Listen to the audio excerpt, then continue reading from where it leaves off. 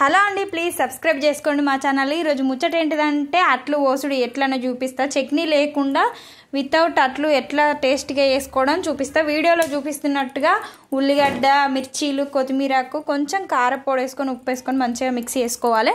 So కొన్ని water పోసుకుంటూ ఉండలు లేకుండానైతే మంచిగా కలుపుకోవాలి. వీడియోలో చూపిస్తున్నట్టు కొంచెం లూజ్గానే వేసుకోవాలి, బాగా లూజ్ కాకుండా మామూలుగా వేసుకోవాలి. ఆయిల్ అయితే అప్లై చేసుకోవాలి అట్లు పోసేటప్పుడు, అట్లయితే ఈజీగా వచ్చేస్తాయి.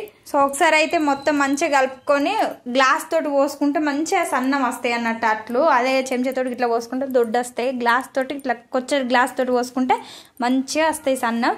ఈ విధంగా చేసుకుంటేనైతే సూపర్ టేస్ట్ ఉంటాయి. చట్నీ లేకుండానే మంచిగా అట్లు తినేస్తాం. ఎంత టేస్టీగా ఉంటాయి అంటే అంత టేస్టీగా ఉంటాయి. తిన్నా కొద్దీ తినాలనిపిస్తే.